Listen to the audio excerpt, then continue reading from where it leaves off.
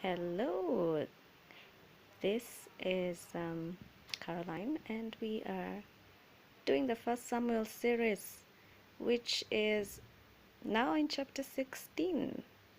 From the last chapter we did, which was chapter 15, we saw how Samuel rebuked Saul. Why? Because he made a sacrifice that God had not acknowledged or had not authorized. But also, the big one is instead of destroying all the property and all the animals and all the people as he was instructed in the city of, let's see, what is the name of that place?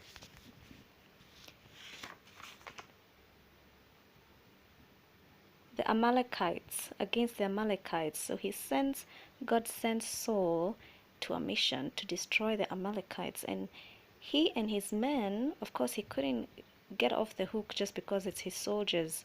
It was his soldiers' idea.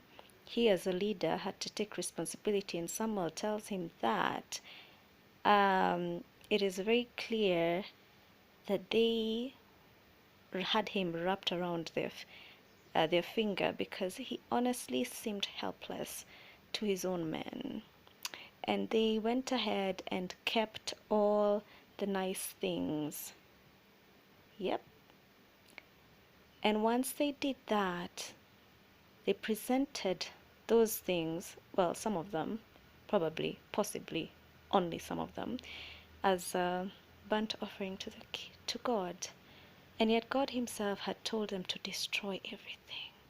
And so Samuel asks him the big question, which we all know. Does the Lord delight in burnt offerings and sacrifices as much as in obeying the Lord? And just to capture this question, I'm just going to look at other versions of that question. So here, let me type that.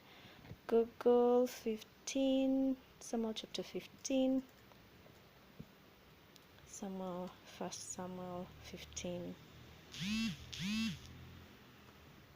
So this is a very pivotal question because we also need to ask ourselves, what is it that we think we're sacrificing that God has not asked us to sacrifice?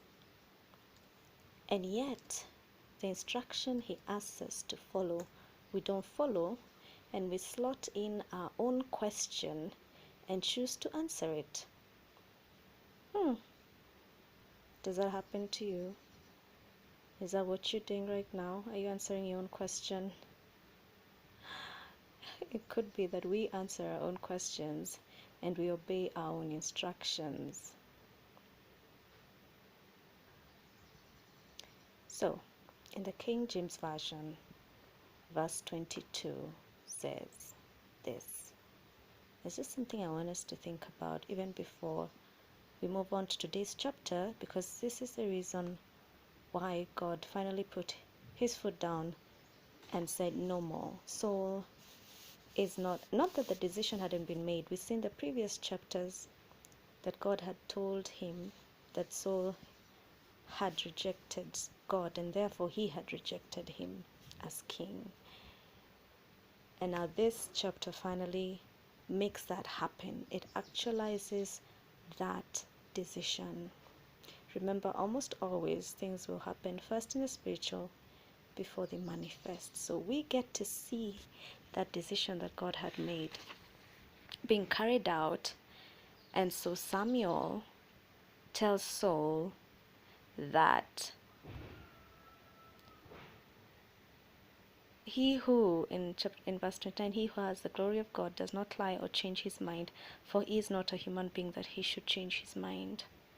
Which means that there's a decision that had already been made. So King James Version says, hath the Lord as great delight in burnt offering and sacrifices as in obeying the voice of the Lord. Hath the Lord as great delight in burnt offerings and sacrifices as in obeying the voice of the Lord. Behold, to obey is better than sacrifice, and to hearken than the fat of rams. And so our perspective is not God's perspective. What He wants is total, utter allegiance and obedience. What we have to offer is what we think is valuable to us. And because of the stubbornness of our self-independence and wanting to have things our way, we choose what we want to obey, and we choose what doesn't make sense for us to obey. And God is not pleased with our version of righteousness. He wants His version of obedience and right standing with Him. Remember, narrow is the way that leads to heaven, and very broad is the way that leads to death. And so because this man wanted to keep something for themselves, they wanted to keep it. If they didn't want to keep it, then they wouldn't have kept it. Clearly, we see that their selfish will took over. Saul and his men, their selfish will is what carried the day, not the instructions of God. So whose will is carrying the day? Is it your will? Is it the peer pressure? Or is it God's will?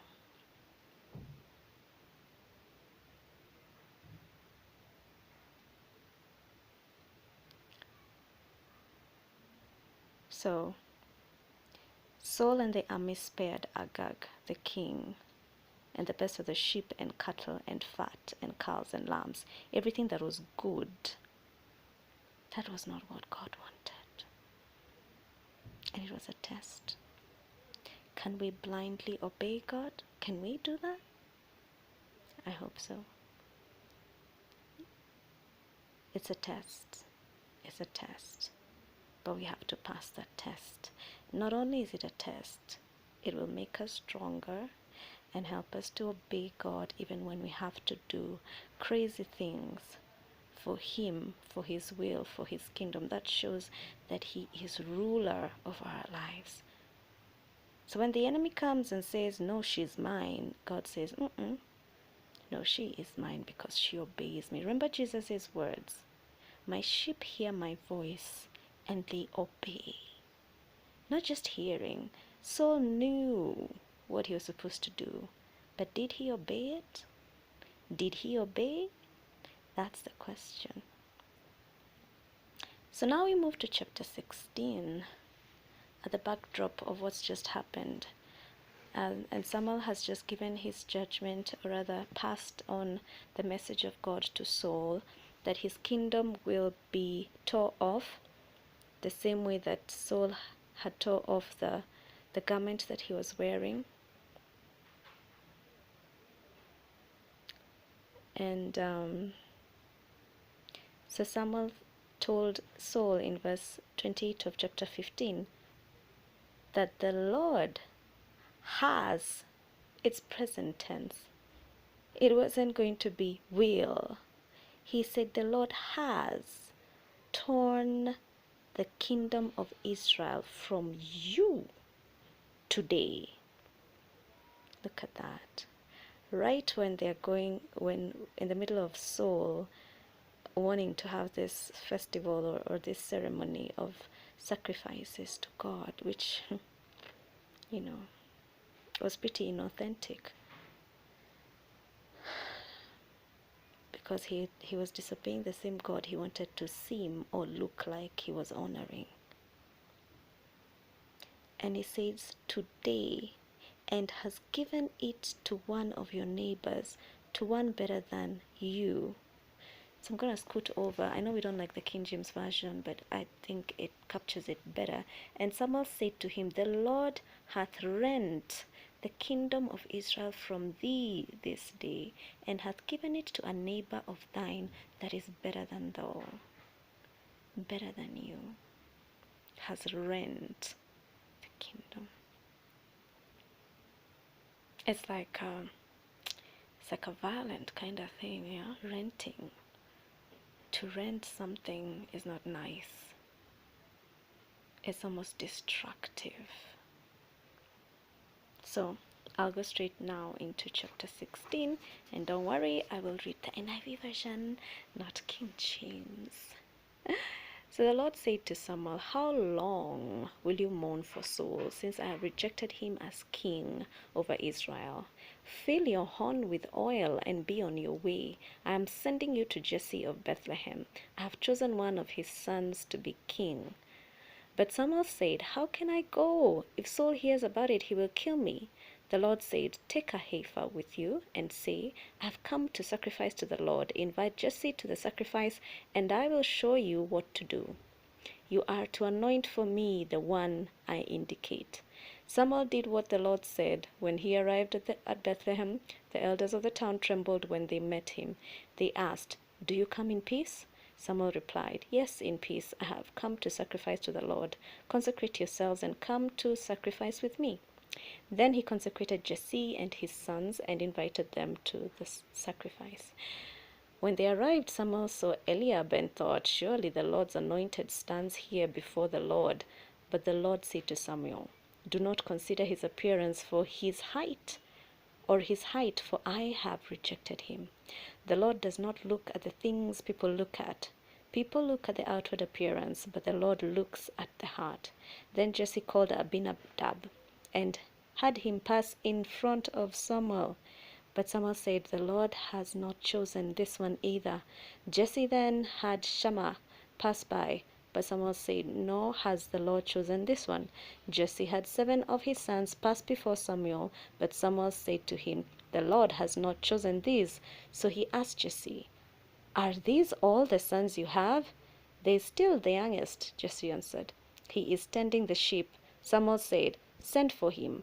We will not sit down until he arrives." So he sent for him and had him brought in. He was glowing with health and had a fine appearance and handsome features. Then the Lord said, "Rise and anoint him. This is the one." So Samuel took the horn of oil and anointed him in the presence of his brothers. And from that day on, the Spirit of the Lord came powerfully upon David. Samuel then went to Ramah. In the Spirit of the Lord, now the Spirit of the Lord had departed from Saul, and an evil spirit from the Lord tormented him.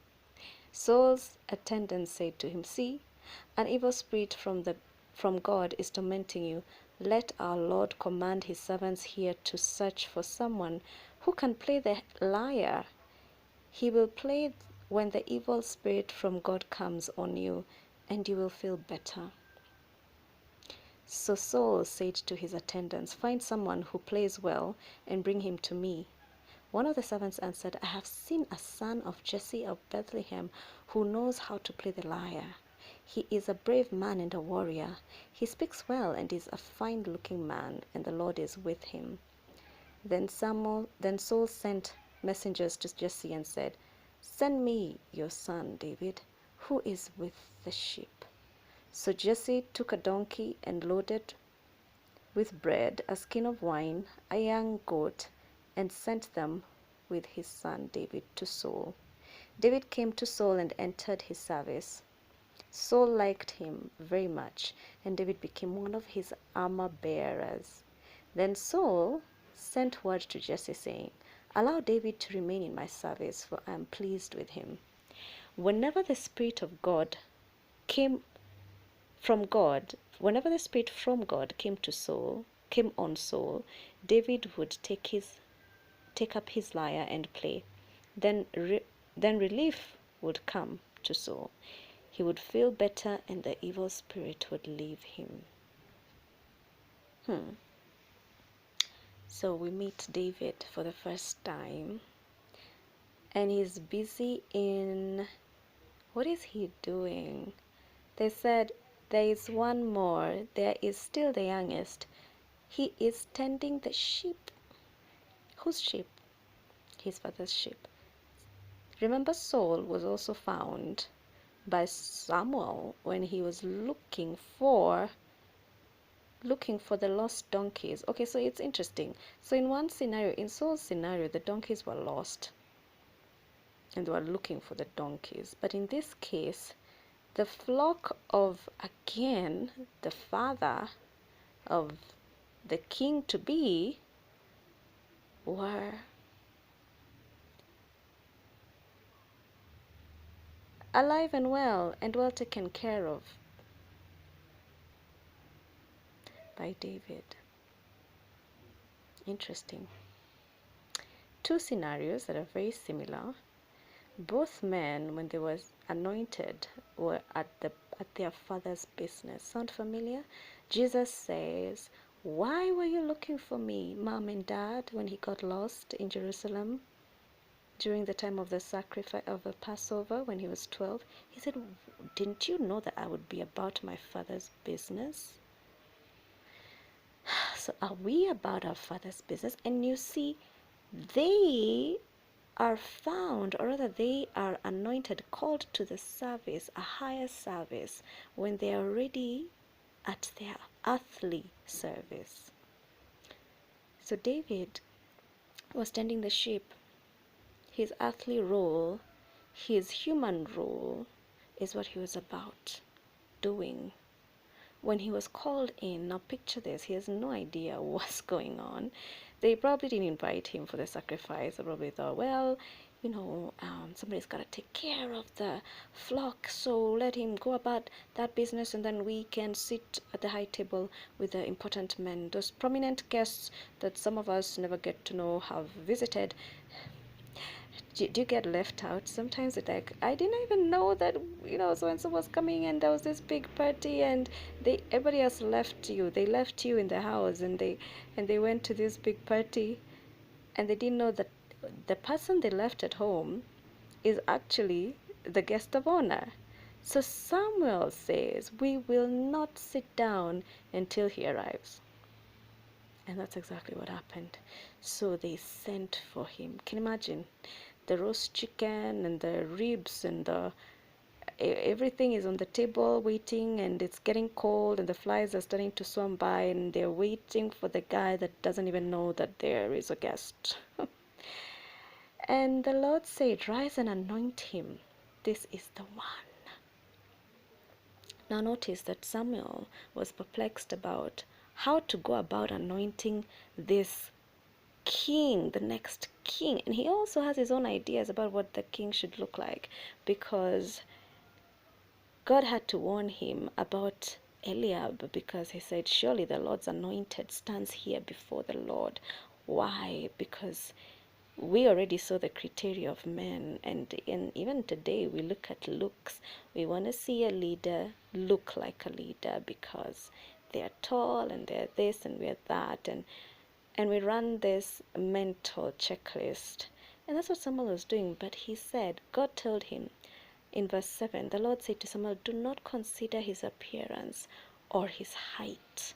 Remember, these were attributes that people were looking at when they were introduced to Saul, and subconsciously God knew them. He had created them. He knew that subconsciously they would accept him, Saul that is, because of what he looked like. And God this time wasn't going to use that same tactic. He said, "I have rejected him." The Lord does not look at the things people look at. Very important. People look at the outward appearance, but the Lord looks at the heart. Remember that Saul had already been warned before by Samuel that God would find somebody who was after his heart, and that's in chapter 14 or 13. So David comes in and he gets anointed. Look at that. He walks in clueless and gets invited to the table, and of course wondering what is going on. And maybe he knew, but did he expect to be anointed? I don't think so. And the Lord said, "Rise and anoint him." And that's to Samuel. And Samuel took the horn of oil and anointed him in the presence of his brothers. What were they thinking? Wait a minute, I thought that was the black sheep, the castaway, the one nobody bothers about, the one who wasn't even invited to the guest list. I mean, he wasn't part of the guest list. And the great prophet Samuel is in the house. Anoint the great prophet Samuel is is in Jesse's house anointing the guy nobody thought to invite. And wow, what is the father thinking? My little boy that I didn't even think should be part of this dinner is now the one we had to wait for. We had to send for him, wait for him, and now he's being anointed. Isn't it the people in your own household that dismiss you the most? So Samuel took the horn and anointed him in the presence of his brothers, and from that day on, the Spirit of the Lord came powerfully upon David. Samuel then went to Ramah. So again, we see, just like with Saul, the Spirit of the Lord comes upon David to do the task ahead of him, and it marks him. Meanwhile, in the court of the king, the current sitting reigning king Saul, there is trouble. And he says in verse 14, the Spirit of the Lord had departed from Saul. The Spirit of the Lord, of course, he's departed from Saul. He's now with David. And Saul, and not that the Spirit can be with many people, but as king, he was with Samuel, with David now. And an evil spirit from the Lord tormented him. Remember, Saul was a very willful man. He did what pleased him or what seemed best according to him, and he was a people pleaser. And God can't work with that. You either want to please God alone or you get out. And that's what happened. Saul had to leave the service of the Lord, because you cannot be in the service of the Lord if you are not fully dedicated and purposed for Him alone. You gotta be totally 100% sold out to Him. And now we see that David is the man that God has chosen. A man after God's own heart. And while David is not probably fully aware, he's not yet fully aware what is going on, but the Lord Himself provided an arena for David to shine. Yeah, I had to look for this verse in chapter 13 that says, "You have done a foolish thing," Samuel said. "You have not kept the command of the Lord your God." Remember, he's addressing Saul. "You have not kept the command the Lord your God gave you. If you had, He would have established your kingdom over Israel for all time." Now again, in this scenario, Saul had, just like we saw in chapter 15, gone ahead and made the sacrifice without waiting for Samuel to do it as a priestly duty. He did it himself because he was getting impatient. And we get impatient with God sometimes. And I'm just going to go and do whatever I want to do. Whatever I feel is good. And he did that. He said, "I felt compelled to offer the burnt offering." And we looked at that in a previous video. And because of that, Samuel told him, "The Lord your God would have established your kingdom if you had kept His command, obedience. But now your kingdom will not endure. The Lord has sought out a man after His own heart and appointed him ruler of His people." So you're waiting for the official appointment. God already appointed a long time ago.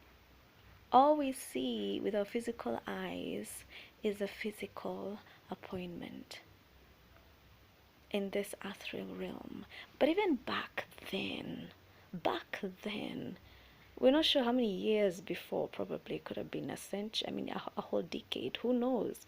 It would have been 20 years earlier. It says, "But now your kingdom," No, not 20 years. Maybe what? It could have been 5 years earlier, or 2 years earlier, or months. Certainly not days. Your kingdom will not endure. The Lord has sought out a man after his own heart and appointed him ruler of his people, because you have not kept the Lord's command. Look at the criteria that God is using here to keep the kingdom of Israel in the hands of Saul. Keeping his commands, that was the only criteria. It didn't matter how Saul was handsome or tall or built or the size of his army or his riches. All that mattered was that he obeyed God. And he says, for your kingdom will not endure. The Lord has sought a man after his own heart. So we keep saying David, was a man after God's heart. Now we know where it came from. It was God's idea that he should be a man after his own heart. So, on the day that this happens physically, in actual sense, we see that David is probably not even close to the person that Samuel or his own family was expecting to get anointed. It's like the shortest, ugliest, fattest woman, sorry to use this example, winning the pageant or the pageant, whatever it is called. It's like, how do you say? Anyway, when Samuel is about to anoint David, this is the description of David.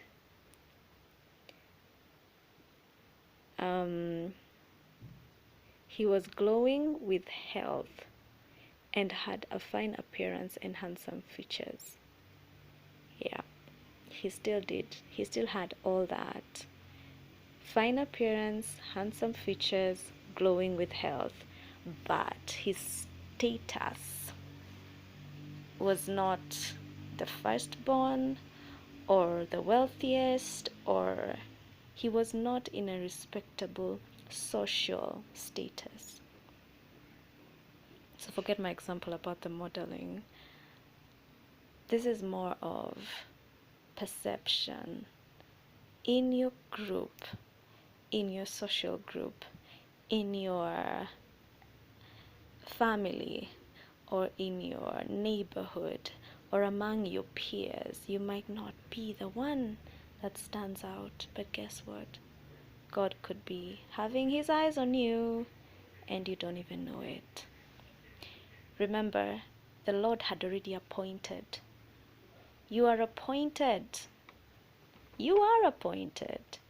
You may not have been anointed yet in front of people. You may not have been commissioned yet in front of people, but your work has already begun. The Lord has already gone ahead and appointed some of you, and probably that's why you're watching this video, appointed you ruler because you have kept his commands. And your day of official commissioning could be coming soon. So anyway, when the Spirit of the Lord departed from Saul, an evil spirit from the Lord tormented him. Remember, both spirits were from the Lord. Everything is at the service of God, good or evil. The evil is at the service of God, and so is the good. Even in this time when you're thinking, why is there so much evil? It will still serve God's eternal purposes somehow. So Saul said to his attendants, find someone who plays well and bring him to me.